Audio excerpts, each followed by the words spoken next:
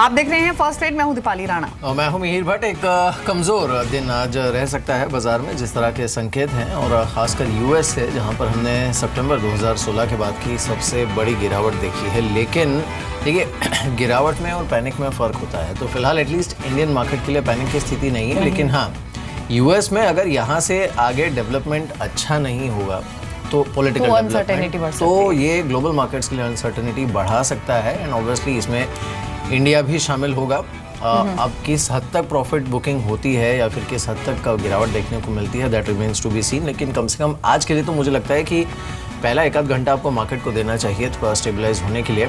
और Asian cues अगर आप देखें तो ऑन एन एवरेज आधे % के आसपास पैनिक की सिचुएशन वहां भी नहीं, क्योंकि आप एसजेक्स 50 को देखिए 80 पॉइंट्स नीचे था, अब रिकवर हुआ है, अब सिर्फ 55-60 पॉइंट्स नीचे है। तो रिकवरी दिखी है लोअर लेवल से। और जैसे हमने सुबह मिस्टर पीके बसु से बातचीत भी की थी, उन्होंने भी कहा कि इंडियन मार्केट्स ने अच्छा रनअप दिखाया है, वैल्यूएशन थोड़ी सी स्ट्रेच जरूर लग रही है, लेकिन इस बार का जो अर्निंग सीजन रहा है वो अब तक का ऑन एक्सपेक्टेड लाइन्स या फिर टूवर्ड्स बेटर साइड ही रहा है। तो अर्निंग्स का सपोर्ट आया है जिसकी वजह से मार्केट्स में एक अच्छा मोमेंटम दिखा है।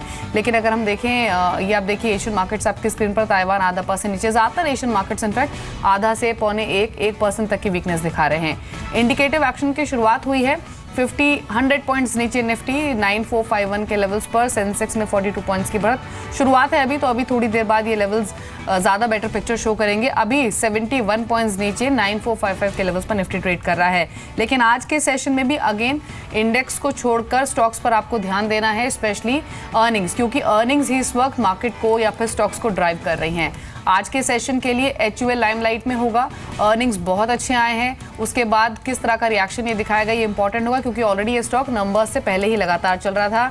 आज जो नंबर्स आने हैं, जो की अर्निंग्स आने हैं, उसमें Bajaj auto, bank of Baroda पर भी फोकस होगा। इस बीच रुपए की एक कमजोर ओपनिंग हुई है और 19 पैसे की कमजोरी के साथ रुपया खुला है 64.34 के लेवल्स पर। कल 64.15 के लेवल्स पर रुपए की क्लोजिंग हुई थी। लेकिन 4 स्टॉक्स जो स्पेशली अर्निंग्स के लिहाज से आज फोकस में होंगे, उसमें बजाज ऑटो पर नजर रखें, जहां पर वॉल्यूम ग्रोथ देखी जाएगी कैसी आती है। Bank of Baroda, asset quality front पर नंबर्स कैसे आते हैं वो इंपॉर्टेंट होगा। और साथ ही CESC पर भी नजर रखें आप। नंबर्स के साथ साथ मेगा रिस्ट्रक्चरिंग की अनाउंसमेंट भी आ सकती है आज की बोर्ड बैठक से। ये एक इंपॉर्टेंट मीट के तौर पर देखा जा रहा है। CESC पर भी नजर रखकर चले। लेकिन हर रोज ठीक 7:30 बजे हम आपको 20 स्टॉक्स बताते हैं इंटरडे पर्सपेक्टिव से। ये स्टॉक्स कौन से, एक बार फिर से देख लेते हैं।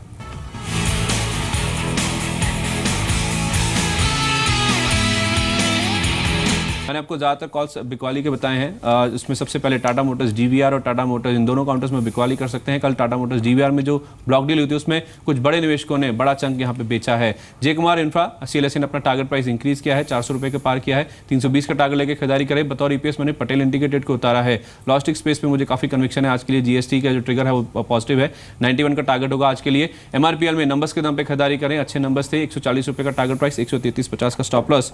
बिकवाली के लिए CEAT एक और ऐसा कॉल है जिसमें आप बिकवाली कर सकते हैं। कल शार्प आप था, आज बिकवाली आ सकती है, 1785 का टारगेट होगा। जस्ट डायल, जुबिलेंट फूडवर्क्स, ये दो और ऐसे हाइबिटा नीचे के काउंटर्स हैं। अगर सेंटीमेंट खराब होता है तो इनमें बिकवाली बढ़ती है। 508 रुपये का टारगेट जस्ट डायल में, 1020 का टारगेट जुबिलेंट फूडवर्क्स में। भारतीय इंफ्रा एक और हाइबिटा नीचे का काउंटर है, काफी तेजी हाल फिलहाल में आई है, आज मुनाफा वसूली हो सकती है, 380 रुपये का टारगेट प्राइस। और बतौर सुपर हिट स्नोमैन लॉजिस्टिक्स, एक तो नंबर्स आए हैं, सीक्वेंशियल आधार पे इस कंपनी में टर्न अराउंड हुआ है और GST का ट्रिगर तो है ही है। 65 रुपये का टारगेट, 61 रुपये का स्टॉप लॉस रखें। मेरी तरफ से जो 10 कॉल दी गई है उसमें 3 शेयर हैं बिकवाली के लिए और 7 शेयर हैं खरीदारी के लिए। शुरुआत मैंने सुज़लॉन के साथ की है, 21 रुपये के टारगेट्स के लिए आप खरीदारी कर सकते हैं, 1950 का स्टॉप लॉस रखें। रिलायंस इंफ्रा 630 के टारगेट्स के लिए खरीदारी करें, 600 रुपये का एक स्टॉप लॉस रखें। कैपिटल फर्स्ट में 750 रुपये के लिए आप खरीदारी कर सकते हैं, 715 का एक स्टॉप लॉस रखें। कैश में ही आप इसमें लॉन्ग पोजीशन बनाएं। F&O पे इसमें आज अकेले ट्रेड पॉसिबल नहीं है, एटलीस्ट आप लॉन्ग साइड पे तो इसमें कामकाज नहीं कर सकते, तो आप कैश मार्केट में पोजीशन बना सकते हैं। EPS शेयर के तौर पे मैंने HUL को चुना है, जिसमें 1040 के टारगेट्स के लिए आप खरीदारी कर सकते हैं, 1000 का स्ट्रिक्ट स्टॉप लॉस रखें, लेकिन टारगेट्स को आप फर्दर रिवाइज भी कर सकते हैं। पीडीलाइट इंडस्ट्रीज में 785 के टारगेट्स के लिए खरीदारी करें, 768 का एक स्टॉप लॉस मेंटेन करें। इसके अलावा इमामी को चुना गया है खरीदारी के लिए, 1120 रुपये के टारगेट्स के लिए खरीदारी करें, 1080 का स्टॉप लॉस रखें। बिकवाली के 3 नाम में PNB, हिंडाल्को और IDFC शामिल हैं।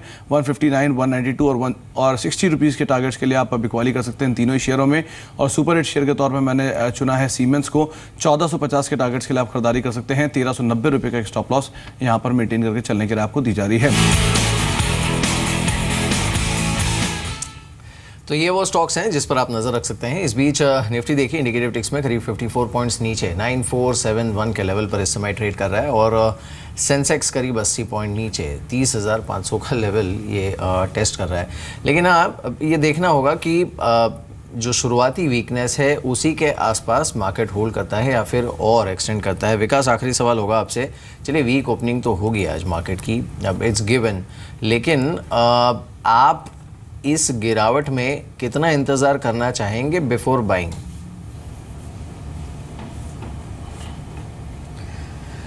देखिए मिहिर, जहाँ तक एक बहुत ही शॉर्ट टर्म का नज़रिया है, थोड़ा कॉशियस रहने की ज़रूरत है। लेकिन मुझे लगता है जहाँ stock specific positive news flow है, वहाँ पे कोई बिल्कुल जो आज गिरावट आती है वहाँ पे खरीदारी करने के मौके ढूंढने चाहिए। मुझे लगता है इंट्राडे में बाजार एक बाउंस हो सकता है और उस बाउंस को प्ले करने के लिए जैसे HUL है, नतीजे बेहद ही शानदार थे। अगर ये स्टेबल कल के लेवल पे या उससे थोड़ा नीचे खुलता है तो वहाँ पे खरीदारी करनी चाहिए। दूसरा जो कंस्ट्रक्शन स्पेस है जिसके बारे में मैंने पहले भी चर्चा करी थी, वो आज फोकस में रहना चाहिए। वहाँ एक तो पॉजिटिव न्यूज़ है कि FDI लिमिट्स को भी हाइक किया है सरकार ने या आसान किया है वहाँ पे। तो इन सबको देखते हुए मुझे लगता है नागार्जुना कंस्ट्रक्शन या NBCC जैसी कंपनी या कैश मार्केट सेगमेंट में पटेल इंजीनियरिंग है, HCC है या फिर इवन रिलायंस इंफ्रा है, तो इन जैसे स्टॉक्स अगर ये गिरावट में थोड़े सबड्यूट खुलते हैं तो वहाँ पे बिल्कुल खरीदारी करनी चाहिए।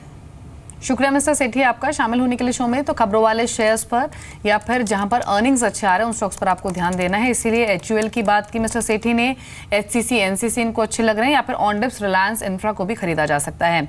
लेकिन आशीष, दो स्टॉक्स पर अपने व्यूज बताइए, सीएट और सिंडिकेट बैंक, ये दोनों ही स्टॉक्स आज F&O बैन से बाहर हो रहे हैं।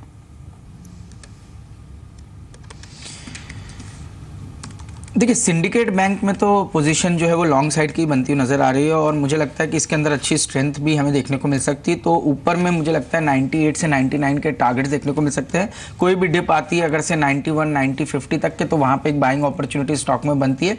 89, 50 का एक स्टॉप लॉस रख के सिंडिकेट में पोजीशन बनानी चाहिए। सीएट के अंदर में मुझे लगता है कि थोड़ा सा रिस्की ट्रेड हो चुका है, क्योंकि जिस तरह के मूव्स और वोलेटिलिटी स्टॉक में देखने को मिल रही है, तो इस स्टॉक से थोड़ा सा दूर रहना ही हम अभी रिकमेंड करेंगे। जी, एक अर्निंग्स के लिहाज से ही दो स्टॉक्स पर आपको कॉशियस रहना है क्योंकि नंबर्स कमजोर आए हैं और वो हैं इंडियन ओवरसीज बैंक और दीना बैंक। सुनील, इनफैक्ट आपकी राय लेना भी चाहेंगे। जो छोटे सरकारी बैंक है वहां पर अभी एसेट क्वालिटी की दिक्कतें काफी हैं। आपने कल इलाहाबाद बैंक के नंबर्स देखे होंगे, आप देखिए इंडियन ओवरसीज बैंक के नंबर्स, अभी भी जो ग्रॉस NP हैं वो 22.5% के स्तर पर ही हैं, बिल्कुल भी सुधार नहीं दिखा है। इंडिकेटिव एक्शन में स्टॉक ऑलरेडी 4% नीचे है भी और पिछले 5-6 दिनों से लगातार कमजोर हुआ भी है।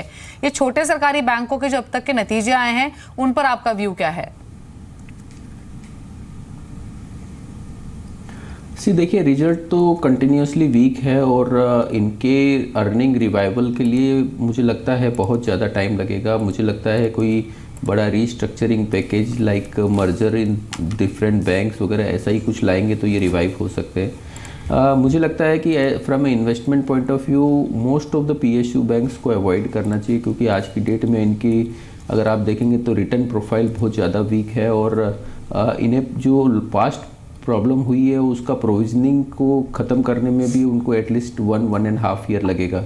तो तब तक तो ये इनकी प्रॉफिटेबिलिटी में कोई बहुत बड़ा इम्प्रूवमेंट आता हुआ नहीं दिख रहा है। तो मुझे लगता है कि except State Bank of India या BOB, मुझे लगता है कि बाकी स्टॉक्स में बहुत ज़्यादा इन्वेस्टमेंट व्यू नहीं बनाना चाहिए। नो डाउट ट्रेडिंग के लिए ये काफ़ी अट्रैक्टिव स्टॉक्स रहते हैं। बिल्कुल।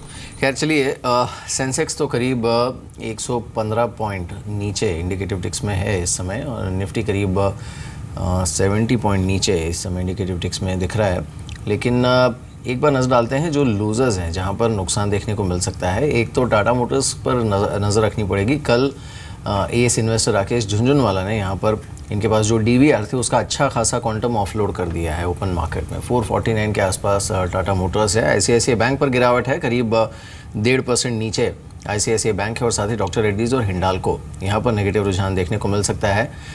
टाटा मोटर्स पर इस समय किरण क्या सलाह होगी आपकी? टाटा मोटर्स पे बेसिकली एक कल के सत्र में बहुत अच्छा मूव देखने को मिला था। ओपन इंटरेस्ट एडिशंस भी काफी अच्छे तरह से बढ़ते नजर आ रहे थे। करीबन 37% राइज इन ओपन इंटरेस्ट देखने को मिला। अच्छे खासे करेक्शन के बाद एक पुल बैक रैली देखने को मिल रही थी। तो मुझे नहीं लगता कि बहुत ज्यादा गिरावट स्टॉक में देखने को मिल जानी चाहिए। इनफैक्ट एक बढ़त देखने को मिल जानी चाहिए। 442 के करीब अगर मिलता है तो बाय करने चाहिए from the level of 444 to 442 और स्टॉप लॉस के लिए 436 का लेवल बहुत इंपॉर्टेंट रहेगा और टारगेट्स के लिए मुझे लगता है कि ये स्टॉक करीबन 460 से लेके 464 तक जाने की क्षमता रखता है। तो एक पॉजिटिव रुझान देखने को मिल जाना चाहिए। निचले स्तरों पे बाय करने की सलाह होगी टाटा मोटर्स में। जी।